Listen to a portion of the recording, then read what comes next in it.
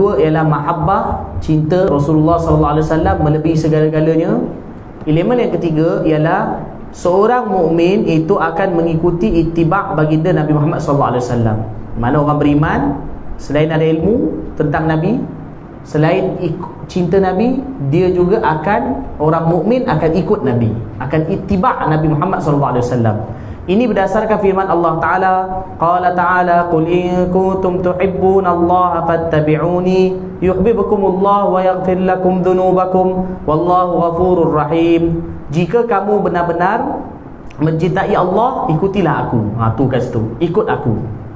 Ikutilah aku iaitu Rasulullah SAW. Nescaya Allah akan mengasihi dan mengampuni dosa-dosamu, dan Allah Ta'ala Maha Pengampun lagi Maha Penyayang. Firman Allah Ta'ala lagi, fala wa rabbika la yu'minuna hatta yuhakkimuka fima shajara bainahum thumma la yajidu fi anfusihim harajan mimma qadaita wa yusallimu taslima.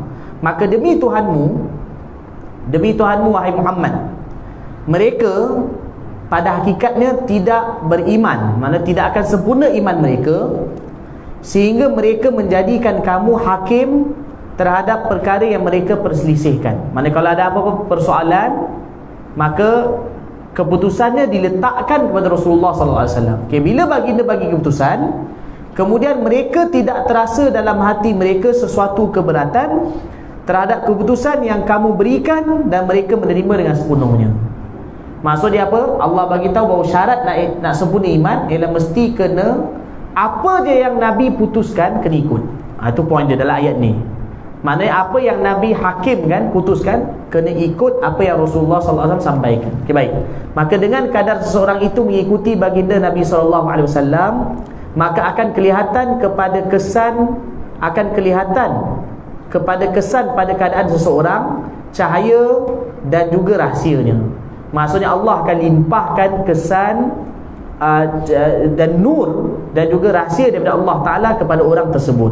Maka dengan pembahagian unsur ini, iaitu 3 unsur tadi, pengetahuan, ilmu, kasih dan juga ittiba', kesemua ini saling memerlukan antara satu sama lain. Sebab itu tuan-tuan dan puan-puan dirahmati Allah, 3 perkara tentang Nabi ni kena perlu satu sama lain. Kalau tahu je tentang Nabi tapi ikut Nabi, cinta Nabi tak ada, tak berfaedah. Kata nak ikut Nabi tapi tak ada ilmu, macam mana nak ikut Nabi? Tak boleh juga. Kata cinta Nabi tapi pun tak ada ilmu, pun tak boleh juga nak ikut. Jadi 3 ilmu ni kena ada serentak. Kena ada ilmu tentang Nabi, itu pertama sekali, itu first lah. Kemudian cinta Nabi dalam hati, kemudian anggota badan ikut Nabi sallallahu alaihi wasallam. 3 tu kena ada. Maka sewajarnya bagi seseorang mukmin pada setiap hari agar menambahkan pengetahuannya tentang nabinya, cintakan baginda serta mengikuti jalan baginda sallallahu alaihi wasallam. Maka setiap orang ni tiap hari sepatutnya ilmu tentang nabi bertambah.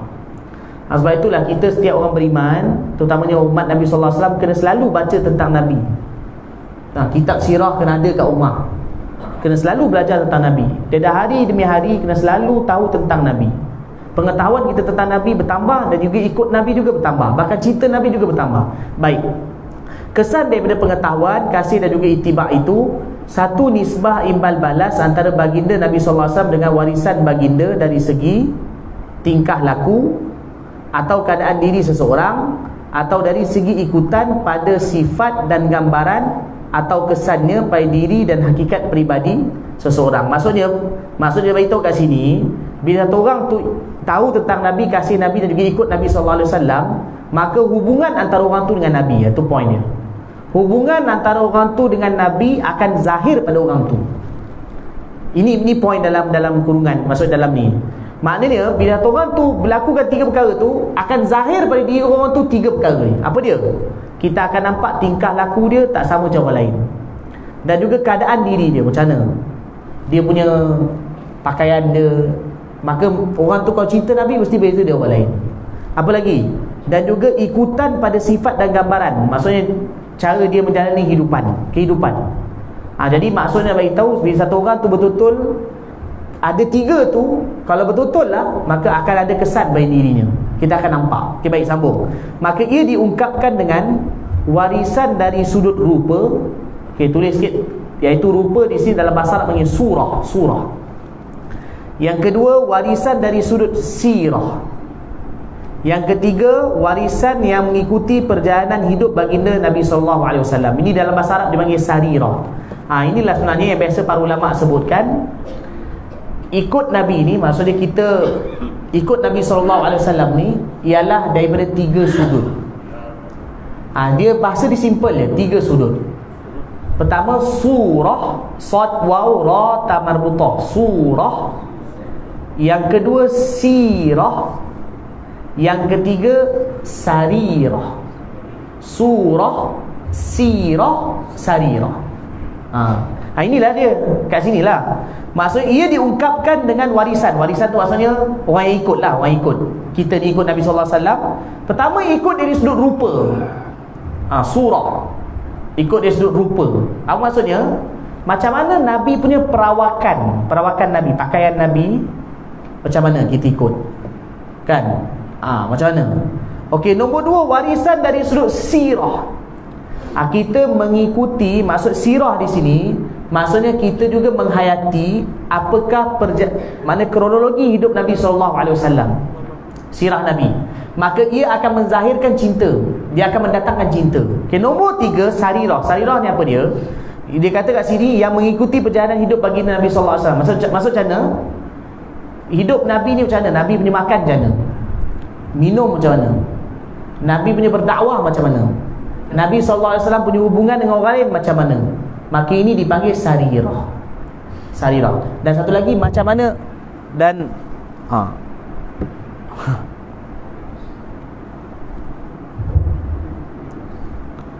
habis bateri ke? Okey, ambil bang. Okey, dan satu lagi ialah macam mana Nabi SAW punya kasih pada umat, kerisauan kepada umat. Maka itu juga perlu dihayati. Dia 3 sudut. Surah, rupa paras Nabi, zahir. Sirah, macam mana Nabi menjalani hidupan. Yang nombor 3, sarirah, macam mana Nabi SAW punya cara baginda SAW dalam menjalani kehidupan. Maka itu juga diambil berat. Jadi warisan kenabian yang paling sempurna ialah melengkapi pada setiap sudut. Dengan setiap sudut itu seseorang mewarisi dengan penuh sempurna. Maksudnya orang yang mengatakan bahawa dia pengikut Nabi SAW yang sempurna, dia cuba ikut setiap sudut hidup Rasulullah SAW. Okey, baik. Kerana itu terdapat hadis berkaitan dengan Imam Mahdi yang disampaikan berita gembira tentangnya, yuwati'u ismuhu ismi, iaitu nama dia bertepatan dengan namaku. Nabi SAW ada beritahu nanti hamba Allah akan lahir di akhir zaman nanti, dia akan pimpin umat. Okey, yang disebut dengan nama Al-Mahdi. Ada dalam hadis, beberapa hadis ada disebutkan dinamakan dengan nama Al-Mahdi. Dan Nabi bagi tahu bahawa nama dia sama macam nama aku. Bila Nabi kata nama dia sama macam namaku, iaitu bermakna, maksud Nabi SAW tu ialah dia juga akan mengikuti sebiji macam apa aku tunjukkan. Itulah senang nak terangnya. Jadi bukan setakat nama sama, tetapi juga cara hidupnya juga sama macam apa yang aku tunjukkan. Sebab itu ada dalam riwayat disebutkan, bila Al-Mahdi datang, Imam Al-Mahdi datang, nama ni Muhammad, akan bawa syariat yang sempurna seperti mana pada zaman Nabi SAW. Tapi bila dia dah meninggal dunia, maka syariat tu makin lama makin berkurang. Bila dah makin berkurang, selepas tu baru berlaku ni kiamat. Tapi pada zaman dia tu Allah sempurnakan syariat semula. Iaitu kenapa? Kerana dia ini, dan Nabi bagi tahu bahawa dia nama dia sama macam Nabi, iaitu sebiji macam Nabi SAW. Jadi ini adalah satu warisan yang sangat sempurna lagi melengkapi. Maksudnya orang yang betul-betul ikut Nabi SAW. Baik, sambung. Cara untuk menambahkan pengetahuan tentang baginda Nabi SAW ialah seseorang itu hendaklah meneliti segala anugerah yang disebutkan dalam kitab Allah Ta'ala, dalam Al-Quran. Antara perkara yang menambahkan cinta kita antara perkara yang menambahkan pengetahuan kita tentang Nabi SAW ialah kita kaji tentang Nabi dalam Quran. Itu perkara yang sangat besar. Kalau orang betul-betul kaji tentang Nabi dalam Quran, dia akan dapati begitu banyak kehebatan Nabi Allah sebutkan dalam Quran. Bila bertambah pengetahuan tentang Nabi itu, automatik juga insya-Allah cinta Nabi juga bertambah. Ini antara dia. Okay, baik. Perkara ini telah diterangkan oleh Dr. Muhammad Zaki Khidir di dalam mukadimah kitabnya bertajuk Zikrul Quranil Karim li Rasul sallallahu alaihi wasallam. Bahawa Okey, ini antara perkara yang bagaimana banyaknya Allah cerita pasal Nabi dalam Quran. Okey, apa di antara dia? Terdapat 2672 tempat yang disebutkan mengenai baginda Nabi SAW di dalam Al-Quran. Maka dalam Quran di 2672 tempat Allah cerita pasal Nabi, yang mana ia dibahagikan kepada 1203 ayat Al-Quran. Maknanya kadang-kadang dalam satu ayat tu saja Allah sebut sampai 2-3 perkara pasal Nabi. Sebab kalau kita tengok kan 1203, dan maksudnya dalam satu ayat kerana Allah sebut sampai 2-3 pasal Nabi. Allah sebut tu 2672 tempat dalam 1203 ayat. Maksudnya kadang dalam satu ayat kadang sampai 2-3 Allah sebut pasal Nabi SAW. Okey, lagi dengan ini dapat kita memahami bahawa tidak sampai daripada 5 ayat Al-Quran padanya disebutkan sama ada di awal atau akhir ayat berkaitan dengan baginda Nabi SAW. Maksudnya apa kesimpulan kita dapat buat? Iaitu dia begini, ayat Quran ada berapa? Ayat Quran semua ada 6,200 lebih. 6233 ada kata 6236. Yang kalau pendapat mengatakan ayat Quran ada 6,666 tu tak betul. Itu kena betulkan. Ayat Al-Quran ialah 6,200 lebih, 6236. 6336 ke 62236 macam itulah. Tapi bukan 6666, itu tidak. Dia 6 la'alla sawab boleh dia betul 6236, 6236 atau 6336 begitu. Tapi bukan 6666 itulah. Okey, baik. Jadi 6236 tak selesai 6236. Kan ataupun 6336 Allah alam, tapi cuma jadi kalau kita nisbahkan, kalau kita tengok ayat 1203 ayat Quran, kesimpulan kita dapat buat apa dia? Punyalah banyak Allah cerita pasal Nabi di dalam Quran secara puratanya. Setiap 5 ayat ada cerita Nabi. Faham kan? Kan semua ayat Quran ada 6,000 lebih. Jadi kalaulah dekat dalam 1203 ayat Allah cerita pasal Nabi, kesimpulannya apa dia? Hampir setiap 5 ayat pasti paling kurang satu cerita Nabi. 5 ayat lagi satu cerita Nabi. Ini dari segi purata. Nak bagi tahunya betapa agungnya baginda, sehingga kan tidak sampai setiap 5 ayat dalam Quran Allah cerita pasal Nabi. Kemudian dalam satu ayat tu pula Allah cerita sampai mungkin 2 kali 3 kali. Sampai berapa kali? Itu tadi 2672 tentang Nabi SAW. Sampai macam tu ulama kaji betapa agungnya baginda sampai dicerita dalam Quran begitu banyak sekali. Tapi ini bagi orang yang mengkaji.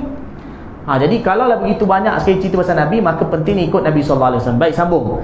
Ia juga dimuatkan oleh Dr. Sa'id Al-Maghnawi di dalam kitab yang bertajuk Syakhsiyatul Rasulillah Baina Taswiril Wahyi wa Tasawuratid Darisin. Bahawa nama baginda Rasulullah SAW telah disebutkan oleh Allah Ta'ala dalam Al-Quran pada 104 surah. Maknanya dalam Quran ada 114 surah. Hanya 10 surah aja yang tak ada nama Nabi Muhammad SAW. 10 surah aja. Yang semua lagi surah yang lain semua ada nama Nabi SAW. 76 surah Makkiyah dan 28 surah Madaniyah. Maksudnya ni kalau kita pecahkan, tapi dalam semua ni 76 tahun 28 maknanya 104. Boleh kata hampir setiap surah ada disebutkan nama Rasulullah SAW. Sama ada kita tahu ataupun tak tahu nama tersebut. Okay, daripadanya tadi semua 104 surah kan? Daripadanya, daripada 104 tu terdapat 32 surah yang Allah memulakan surah itu dengan menyebut nama baginda SAW. Dan 39 surah yang lain Allah menyebut nama baginda SAW di penutup surah. Maksud macam ni, daripada 104 surah tu 32 surah permulaan dia nama Nabi, dan kemudian 39 surah lagi daripada 104 tu penutup dia nama Nabi. Kan? Contoh surah Yasin, Taha, Hamim, Ain, Sin, Qaf, kan? Kaf, Ha, Ya, Ain, Sad. Walaupun ada perbezaan pendapat ulama, tapi itu ialah nama, banyak ulama berpendapat itu nama Rasulullah sallallahu alaihi wasallam. Kan? Hamim, kan? Hamim, kan? Ain, Sin, Qaf, nama Rasulullah sallallahu alaihi wasallam. Dan kemudian di penutup kan penutup surah Allah Subhanahu Wa Taala akhiri dengan juga nama Rasulullah sallallahu alaihi wasallam, ialah nak bagi tahu kan betapa agungnya Rasulullah sallallahu alaihi wasallam. Wa ma huwa illa dzikrul lil alamin. Ada banyak lagi ayat iaitu nak bagi tahu betapa hebatnya dan agungnya Rasulullah sallallahu alaihi wasallam. Jadi ini bila kita kaji, maka kita akan tambah ilmu tentang Nabi, dan dengan kaji itu insya-Allah akan tambah keagungan Rasulullah sallallahu alaihi wasallam dalam hati kita. Okey, nanti kat depan ni baru cerita apa dia 5 ilmu tu. Nanti masuk tajuk depan tu pengenalan, iaitu saranan para ulama. Maksudnya apa yang ulama sarankan untuk kita mengaji tentang dia. Jadi 5 ilmu tu akan dibaca kat depan ni. Okay, kita tangguh sampai situ dulu. Nanti insya-Allah kita sambung. Jadi tuan-tuan dan puan-puan dirahmati Allah Subhanahu Wa Taala, tapi seperti yang disebutkan tadi, pengajian tentang Nabi ni bukan hanya terhenti sekadar ilmu. Kena ada cinta dan kena ada apa dia? Kena ada juga ikut Rasulullah sallallahu alaihi wasallam. Seperti saya sebutkan tadi, di antara ilmu yang mendatangkan cinta pasal Nabi ni ialah ilmu hadis. Sebab itu kena banyak baca hadis Rasulullah sallallahu alaihi wasallam. Terutama hadis Syama'il, hadis Rasulullah ni kita kena selalu baca. Hidup Nabi kena selalu baca. Sebab itu para ulama hadis, para ulama sebutkan di antara kelebihan mereka di akhirat nanti Allah jadikan muka mereka bercahaya melebihi orang lain. Antara sebab dia, mereka ni paling banyak cinta Rasulullah sallallahu alaihi wasallam. Tapi dengan syarat usaha terhadap perkara tersebut. Jadi untuk permulaan kita mengaji kitab ni, mudah-mudahan nanti akan datang mengaji kitab-kitab lain, sirah Nabi dan lain-lain tentang Rasulullah sallallahu alaihi wasallam. Baik, wallahu a'lam. Okey, sambung besok besok sambung dekat sini juga. Besok insya-Allah kita sambung siri yang kedua. Saya target mudah-mudahan lah boleh lah habis dalam, mungkin cuba target 7 lah. Kita cuba target dalam 7 majlis. Tak dapat 7, kita sambung lagi sampai khatam lah. Tu point dia lah kan. Nak khatam, tapi kita mudah-mudahan dapat khatam dalam 7 majlis ke. Tak boleh 7 lagi 8, tak boleh 8, 9, tak boleh 9, 10, tak boleh 10 sampai 100. Yang penting tuan-tuan datang lah. Okay, baik. Wallahualam. Okey, sambung. Kita tangguh dulu. Okay, baik. Subhanallah bihamdi, subhanakallahumma bihamdika, asyhadu an la ilaha illa anta, astaghfiruka wa atubu ilaik. Subhana rabbika rabbil izzati amma yasifun, wa salamun alal mursalin, alhamdulillahi rabbil alamin.